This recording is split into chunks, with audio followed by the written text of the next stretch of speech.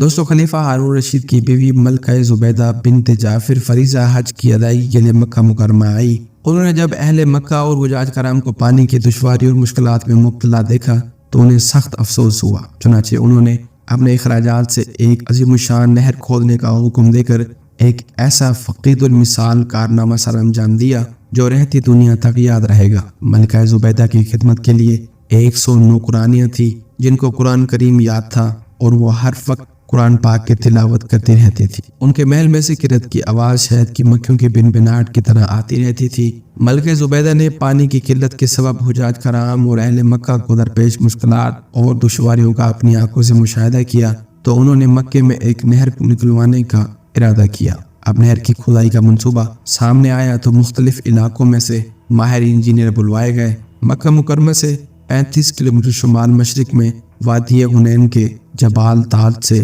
نہر نکالنے کا پروگرام بنایا گیا۔ اس عظیم الشان منصوبے پر 17 لاکھ دینار خرچ ہوئے۔ جب نہر زبیدہ کی منصوبہ بندی شروع ہوئی تو اس منصوبے کا منتظم انجینئر آیا اور کہنے لگا، آپ نے جس کام کا حکم دیا ہے اس کے لیے خاصے اخراجات درکار ہیں، کیونکہ اس کے تکمیل کے لیے بڑے بڑے پہاڑوں کو کاٹنا پڑے گا، چٹانوں کو توڑنا پڑے گا، نشیب و فراز کی مشکلات سے نمٹنا پڑے گا، سینکڑوں مزدوروں کو دن رات محنت کرنی پڑے گی، تب کہیں جا کر اس منصوبے کو پایہ تکمیل تک پہنچایا جا سکتا ہے۔ یہ سن کر ملکہ زبیدہ نے چیف انجینئر سے کہا، اس کام کو شروع کر دو، خواہ کلاڑی کی ایک ضرب پر 1 دینار خرچ آتا ہو۔ اس طرح جب نہر کا منصوبہ تکمیل کو پہنچ گیا تو منتظمین اور نگران حضرات نے اخراجات کی تفصیلات ملکہ کی خدمت میں پیش کی۔